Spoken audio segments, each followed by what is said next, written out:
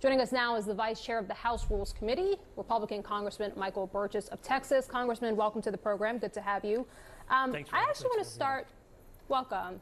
Let us actually start with Zelensky's trip to Washington today. He spoke directly to lawmakers. Can you share with us a bit more about what he said? And ultimately, I mean, it sounds like it wasn't persuasive. Walk us through what was said there. I'll have to tell you, I've been in Rules Committee all day. I wasn't in the meeting where President Zelensky was. Okay, fair enough.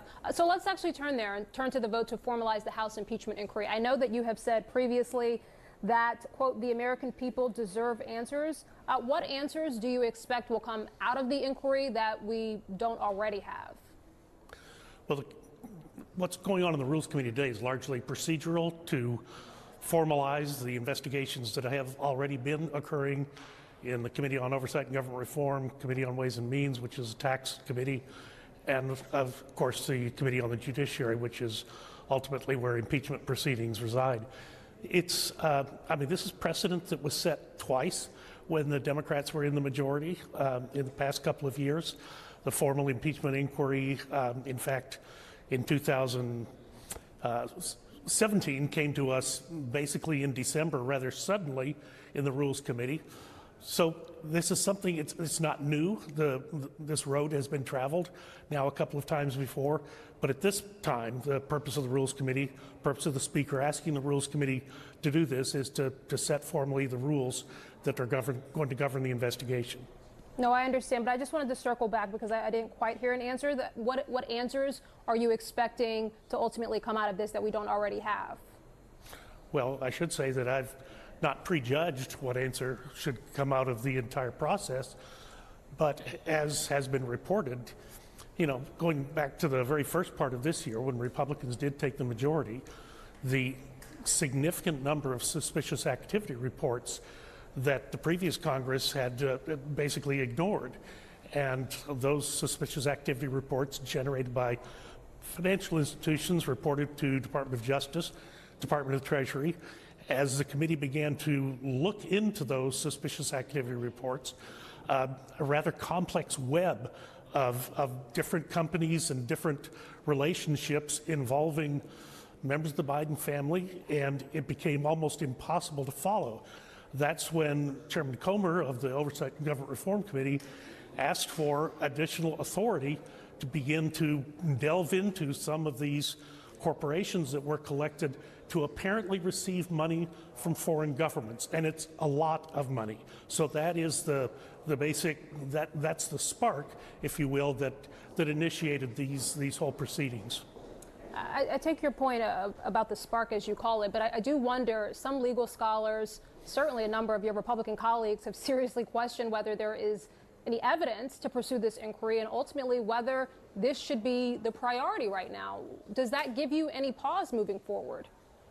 Well, look, as the last Congress did not follow up on these reports that were being generated, financial institutions were encountering situations that required them to issue a report. Department of Justice, Department of Treasury seemed incurious about it. So the only scrutiny has come now in the past 11 months since Republicans took the majority. And are there a lot of other important things going on in the world? Absolutely. All of them require our attention. But this requires our attention also, because people do have questions. If there is a large amount of foreign money being funneled into this various web of companies that have been set up, what is the purpose for that, and why have they gone to such extensive lengths to hide it and obscure it? And to the extent that fake emails have been made for several of the people who are involved, it becomes very difficult to ask for an email if you didn't even know that the fake account existed. Let me turn to another important issue that's on the minds of a lot of people right now, abortion. A fellow Texan, Kate Cox, who had to leave the state to terminate her pregnancy after what really became a back and forth with the courts there. I mean, Congressman, you are also a physician. I mean, how concerned are you, if at all, about the confusion that seems to exist around these medical exemptions?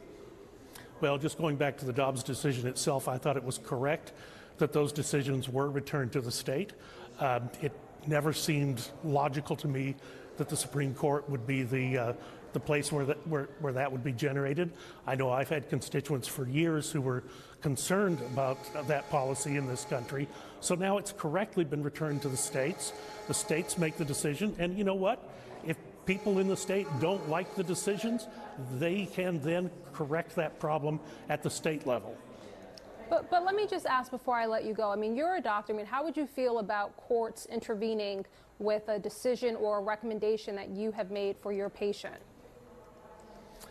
Well, look, I do know this. Every case is different, and every case requires a significant amount of sensitivity to the facts in the case. I don't know all the facts in this case, so I'm a little reluctant to make those projections. But the fact remains that you do have two individuals who each have some rights, and again, the case is complicated.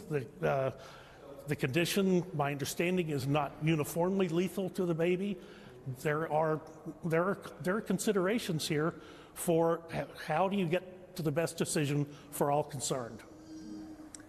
Congressman Michael Burgess, we appreciate the time today. Thank you.